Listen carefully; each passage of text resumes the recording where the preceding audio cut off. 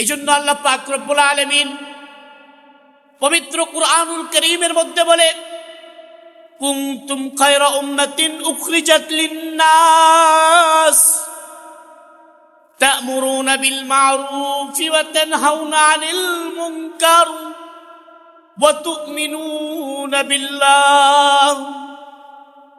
আল্লাহ পাক রব্বুল আলামিন কত সুন্দর কথা বলছেন। ও উম্মতে মুহাম্মাদি, তোমরা শোনো, পৃথিবীতে আল্লাহ পাক রব্বুল আলামিন মানব জাতিকে তো শ্রেষ্ঠত্ব দিয়েছেন, তার মধ্যে হইতে আল্লাহ পাক রব্বুল আলামিন নবীদের যারা অনুসরণ করে তাদেরকে আমি শ্রেষ্ঠত্ব দিয়েছি। এভাবে ১৬ লক্ষ নবীদের থেকে বাছাই করে যাচাই করে আমি উম্মতে মুহাম্মাদিকে সকলের সর্বশ্রেষ্ঠত্ব দান করেছি। বলেন না সুবহানাল্লাহ। আল্লাহ পাক রব্বুল আলামিন পবিত্র কুরআনুল কারীমের মধ্যে আরেক জায়গায় বলেন, মিল্লাতা আবিকুম ইব্রাহিম হুয়া সাম্মাকুমুল মুসলিমিন মিন ক্বাবলু ওয়া ফি হাদা লিয়াকুনার রাসূলু শাহীদান আলাইকুম ওয়া তাকুনু শুহাদা আলান নাস। কাল কিয়ামতের মাঠে যখন আল্লাহ পাক রব্বুল আলামিন হিসাব নিকাশের পাল্লা শুরু করবেন, মানুষের জীবনের সৎকর্ম এবং অসৎকর্মের ফলাফল প্রকাশ হবে, ঠিক ওই মুহূর্তে আল্লাহ পাক রব্বুল আলামিন ইতিপূর্বে যে সমস্ত নবীগণ দুনিয়া থেকে বিদায় নিয়ে চলে গিয়েছেন, ওই সমস্ত নবীদের উম্মতদেরকে জিজ্ঞাসা করা হবে তাদের নিজ অপরাধের ব্যাপারে। তখন তারা নিজ অপরাধগুলোকে অস্বীকার করে বসবে। আল্লাহ পাক রব্বুল আলামিন তখন উম্মতি মুহাম্মাদিকে তাদের বিরুদ্ধে সাক্ষী হিসেবে গ্রহণ করবেন। বলেন না সুবহানাল্লাহ। পুরো জাতির জন্য উম্মতে মুহাম্মাদি হবে সাক্ষী, আর উম্মতে মুহাম্মাদির সাক্ষী হবে মুহাম্মাদুর রাসূলুল্লাহ সাল্লাল্লাহু আলাইহি ওয়াসাল্লাম। এই শ্রেষ্ঠ জাতির, এই শ্রেষ্ঠ নবীর, এই শ্রেষ্ঠ উম্মতকে আল্লাহ পাক রব্বুল আলামিন একটি শ্রেষ্ঠ মাস দিয়েছিলেন। সেই মাসটার নাম হলো মাহে রমাদান। এই শ্রেষ্ঠ নবীর, শ্রেষ্ঠ উম্মতকে আল্লাহ পাক রব্বুল আলামিন একটি বিশেষ রাত দিয়েছিল, যে রাতের নাম হলো লাইলাতুল কদর। এই সমস্ত শ্রেষ্ঠত্বের একমাত্র কারণ হলো এই মাস কুরআনুল কারীমের মাস। এই জন্য আল্লাহ পাক রব্বুল আলামিন এই মাসকে দামি বানিয়ে দিয়েছেন। এই রাত কুরআন নাযিলের মাস, আল্লাহ পাক রব্বুল আলামিন ওই রাতকে দামি বানিয়ে দিয়েছেন। এই নবী সমস্ত নবী থেকে আলাদা, এই নবীর উপরে পবিত্র কোরআন নাযিল হয়েছে। এই জন্য আল্লাহ পাক রব্বুল আলামিন সমস্ত নবী থেকে আলাদা করেছেন। এই উম্মত তো সমস্ত উম্মত থেকে আলাদা, কারণ এই উম্মতের উপরে পবিত্র কোরআন আল্লাহ নাযিল করেছেন। সুতরাং এই উম্মত যদি এই কোরআনকে অনুসরণ করে বাকি জীবন চালনা করে, এই উম্মতকে শ্রেষ্ঠত্ব আর মর্যাদা বাড়িয়ে দিবেন কে? আল্লাহ। এই জন্য সম্মানিত উপস্থিতি, রমজানুল মুবারক মাস আমাদের কাছে বিদায় নিয়ে চলে যাচ্ছে। এটা আমি চাইলেও না চাইলেও, প্রিয় ভাই, রমজানুল মুবারক মাসের এই চন্দ্র, এই চাঁদ বিশ্বের প্রায় 200 কোটি মুসলিমের সকলের মাথার উপরে এই রমজানুল মুবারক মাসের চাঁদ উঠেছিল। কাফেরদের উপরে তাদেরও উঠেছে। শুধু মুসলিমকে যদি আমরা বাছাই করি, যারা এই রমজানুল মুবারক মাসকে মেনে নিয়ে সম্মান জানিয়ে তার যথাযথ ব্যবহার করে এই রমজানুল মুবারক মাসে সিয়াম পালন করেছে, যারা রমজানুল মুবারক মাসে রাত্রি জাগরণ করে কিয়াম করেছে, তারাবির সালাত আদায় করেছে, সাহরির সময় উঠে 2 রাকাত নফল নামাজ পড়ে 2 ফোঁটা চোখের পানি ফেলে আল্লাহ তাআলার কাছে অশ্রুসিক্ত নয়নে আল্লাহর কাছে চেয়েছে, ওই বান্দাগুলোর কাছেও আগামীকাল ঈদুল ফিতরের চাঁদ উঠবে, শাওয়াল মাসের চাঁদ উঠবে, আর ওই সমস্ত বান্দাদের উপরেও কালকে চাঁদ উঠবে যারা রমজানুল মুবারক মাস আসার পরেও নিজেকে পরিবর্তন করে নাই, নিজেকে না শুধরে রমজানুল মুবারক মাসে বিহায়া নির্লজ্জদের মতো পান করেছে, যারা তারাবির সালাত আদায় করেনি, যারা শেষ রাত্রে উঠে মালিকের সাথে একটু লানা দেনা করে নাই, ওদের উপরে ওই শাওয়াল চাঁদের চাঁদ উঠবে। তবে মনে রাখবেন, আল্লাহ রাসূলের ঘোষণা, সাহাবেদেরকে একবার আল্লাহ রাসূল সাল্লাল্লাহু আলাইহি ওয়াসাল্লাম সামনে এগিয়ে নিয়ে বসলেন। আল্লাহ রাসূল হঠাৎ করে মেম্বারে পা দিলেন, পা দিয়ে বলে উঠলেন আমিন। আল্লাহ রাসূলের সাহাবারা অবাক দৃষ্টিতে চেয়ে রয়েছিলেন। হঠাৎ করে আল্লাহ রাসূল আবার আরেকটি পা সামনে দিকে বের হলেন, আবার আল্লাহ রাসূল বললেন আমিন। আবার আল্লাহ রাসূল আবার আরেকটি পা বের হলেন, আবার আল্লাহ রাসূল বললেন আমিন। সাহাবায়ে কেরাম আল্লাহ রাসূলের দিকে অবাক দৃষ্টিতে চেয়ে রয়েছেন। নামাজ শেষ হওয়ার পরে আল্লাহ রাসূলকে জিজ্ঞাসা করলেন, ইয়া রাসূলুল্লাহ, ইয়া হাবিবাল্লাহ, আপনি আমাদেরকে ক্ষমা করবেন, ইতিপূর্বেতে আপনাকে এমন করতে দেখি নাই। আপনি একটি কদমে উঠেছেন, আমিন বলেছেন। আল্লাহ রাসূল সাল্লাল্লাহু আলাইহি ওয়াসাল্লাম সাহাবাদের প্রশ্নের প্রতি উত্তরে জবাব করে বললেন, ও আমার সাহাবারা, আমার কাছে সাইয়্যিদুল মালাইকা, সমস্ত ফেরেশতাদের সর্দার হযরতে জিবরাইল আলাইহিস সালাতু ওয়াস সালাম এসেছিল। সে এসে আমাকে বলল, তিনটি কথা বলল, আর তিনটি বিষয়ে আমি আমিন বললাম। এক নম্বর বিষয় বলল, যে ব্যক্তি তার জীবদ্দশায় পিতা মাতাকে পেয়েছে আর পিতা মাতার খেদমত করে জান্নাত ক্রয় করতে পারল না, এমন ব্যক্তি ধ্বংস হয়ে যাক। জিবরাইল আলাইহিস সালাতু ওয়াস সালাম বললেন, সাইয়্যিদুল মালাইকা, সমস্ত নবীদের সমস্ত ফেরেশতাদের সর্দার জিবরাইল বললেন এই কথা, আর সমস্ত নবীদের সর্দার মুহাম্মদুর রাসূলুল্লাহ সাল্লাল্লাহু আলাইহি ওয়াসাল্লাম আমিন বলে তার উত্তর করে দিলেন। আল্লাহ রাসূল বললেন, ও আমার সাহাবারা, তোমরা কি জানো আমি দ্বিতীয়বারে কেন আমিন বলেছিলাম? আল্লাহ রাসূলের সাহাবারা বললেন, না ইয়া রাসূলুল্লাহ। আল্লাহ রাসূল বললেন, আমি দ্বিতীয়বারে যখন আমিন বলেছিলাম, আমার বলার কারণ হলো এটাই, আমাকে জিবরাইল আলাইহিস সালাতু ওয়াস সালাম এসে বলেছিল, ইয়া রাসূলুল্লাহ, আপনার উম্মতকে এমন একটি মাস দিয়েছি যে মাস আল্লাহ পাক রব্বুল আলামিন পৃথিবীর কোন নবীর উম্মতকে দেয় নাই।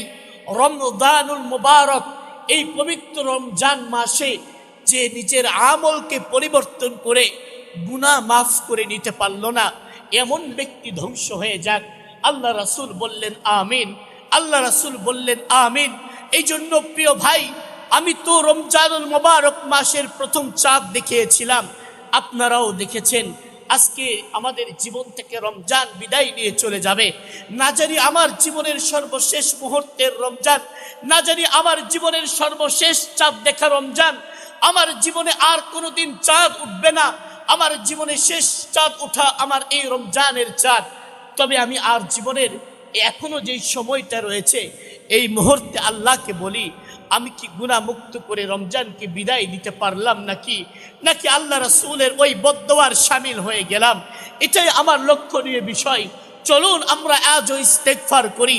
আল্লাহ পাক রব্বুল আলামিন রমজানের সাথে সাথে আমাদের জীবনের গুনাহগুলোকে যেন বিদায় করে দেয়। বলেন না সুবহানাল্লাহ। প্রিয় ভাই, আল্লাহ পাক রব্বুল আলামিন শুধু রমজানের বিদায় নয়, আমাদের জীবনের গুনাহগুলোকে আল্লাহ যেন বিদায় করে দেয়। সকলেই বলি আল্লাহুম্মা আমিন। প্রিয় ভাই, রমজানুল মুবারক মাসের আমাদেরকে বিদায় নিয়ে চলে যাচ্ছে। তবে বিদায়ের আগে আমাদের কিছু উপহার দিয়ে যাচ্ছে রমজান।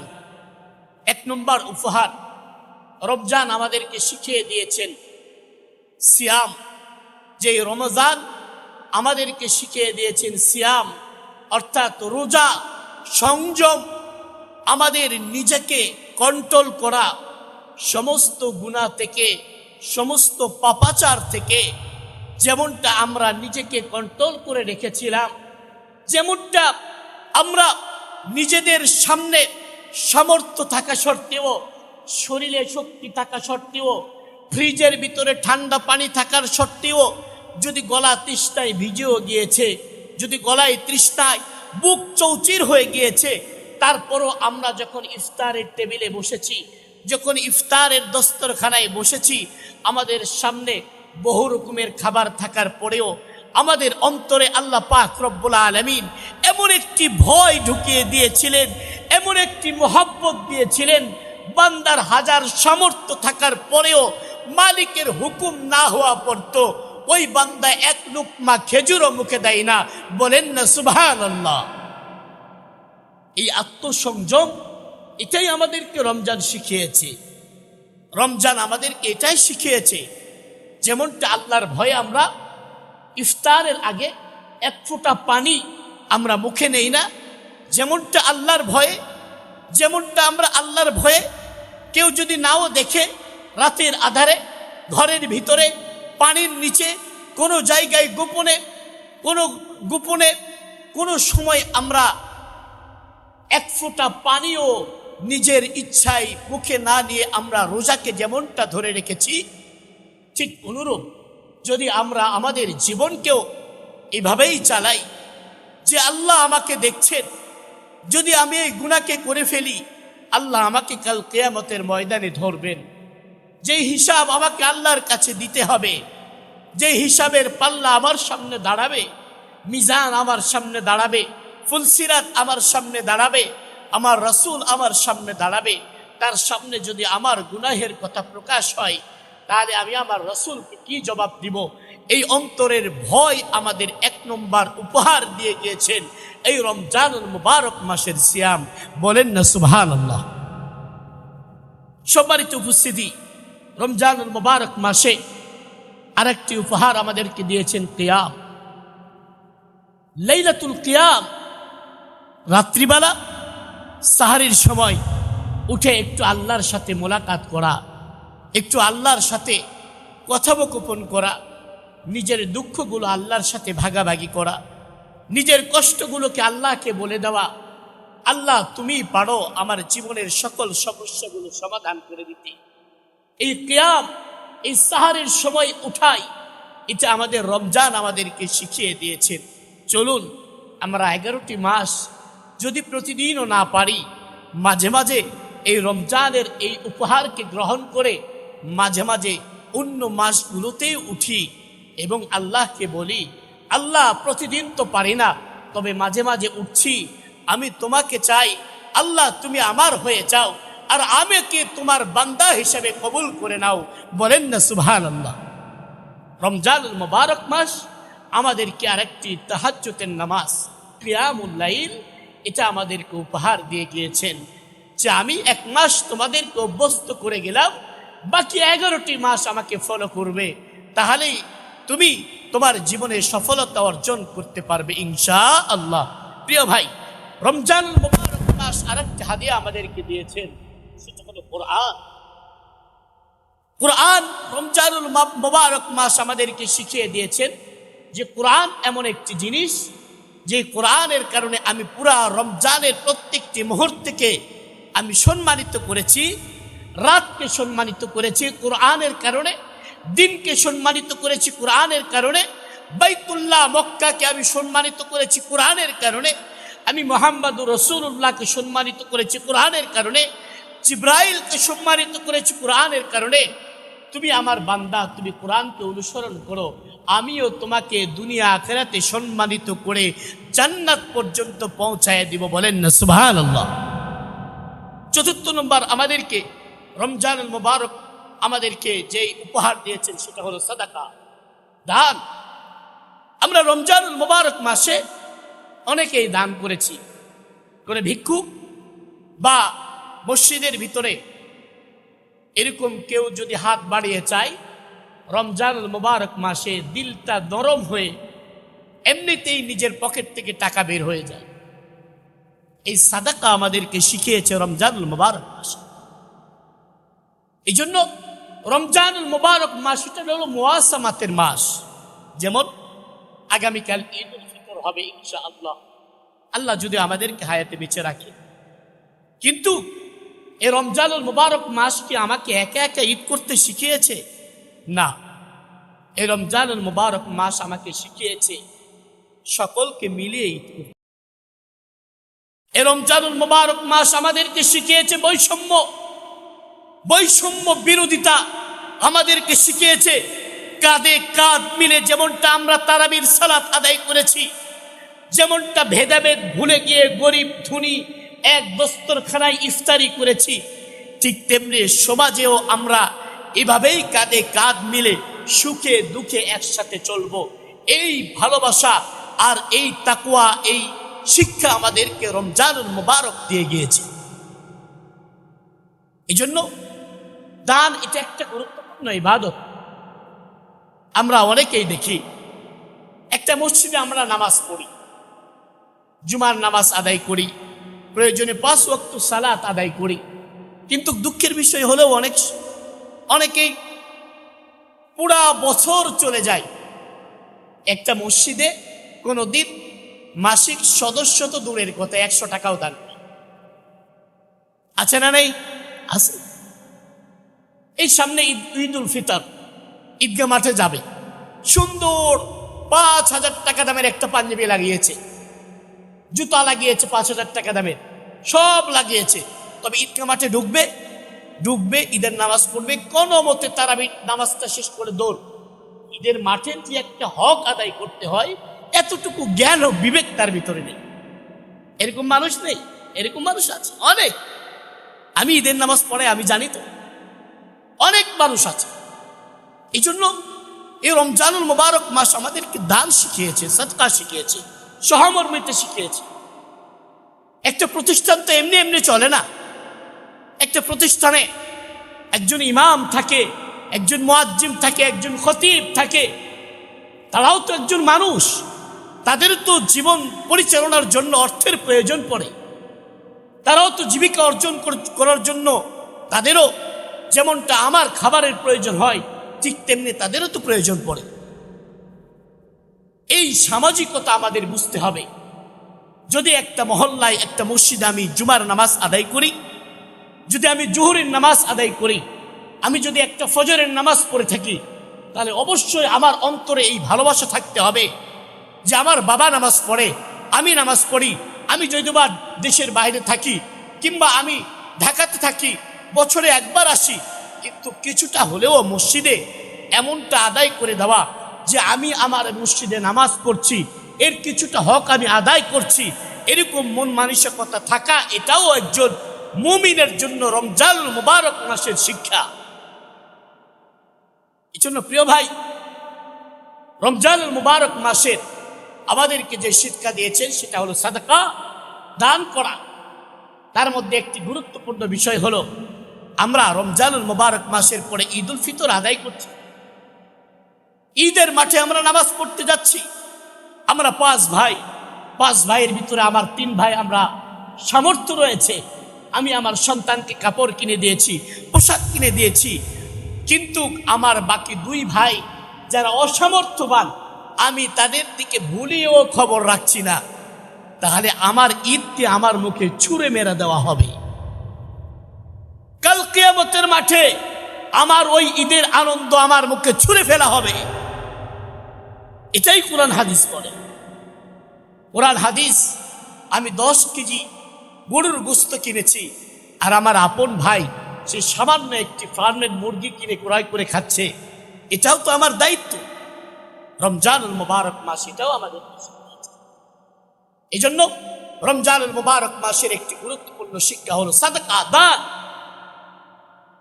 আর একটি বিষয় হলো রমজানুল মুবারক মাসে যেটা একেবারেই ফরজ, ওয়াজিব, সেটা হলো ফিতরা, সাদকাতুল ফিতর। আমরা ঈদগাহ মাঠে প্রবেশের পূর্বেই আমরা সাদকাতুল ফিতর আদায় করে দেব ইনশাআল্লাহ। সবাই যাদেরকে আল্লাহ পাক রব্বুল আলামিন সামর্থ্য দিয়েছেন, মাত্র 110 টাকা একজনের।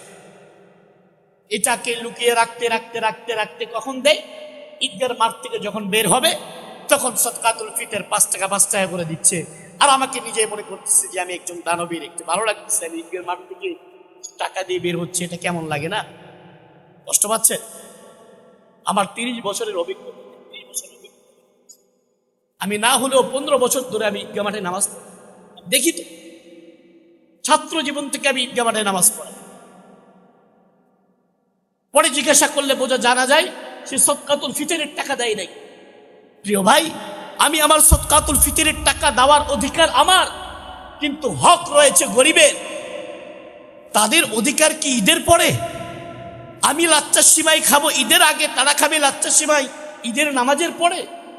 আমি আমার সন্তানকে নতুন কাপড় কিনে দিব ঈদের আগে, আর তারা কিনবে ঈদের পরে। এই সামাজিকতা তো আমাদেরকে শেখায় না। এই জন্য আমরা সদকাতুল ফিতর ঈদের মাঠে প্রবেশের পূর্বে আদায় করে দিব ইনশাআল্লাহ। আল্লাহ পাক রব্বুল আলামিন কবুল করুন। সম্মানিত উপস্থিতি, রমজানুল মুবারক মাস অতিবাহিত হওয়ার পরে শাওয়াল মাসে একটি গুরুত্বপূর্ণ রোজা রয়েছে, যে ব্যাপারে আল্লাহ রাসূল সাল্লাল্লাহু আলাইহি সাল্লাম বলেছেন, মান সামা রমাদানা সুম্মা আতবাহু সিত্তাম মিন শাওয়াল কানা কাসিয়ামিদ দাহর। রমজানুল মুবারক মাসের পরে যে ব্যক্তি শাওয়াল মাসে 6টি রোজা রাখবে, আল্লাহ পাক রব্বুল আলামিন তাকে পূর্ণ বছর রোজা রাখার সওয়াব দান করবেন। বলেন না সুবহানাল্লাহ।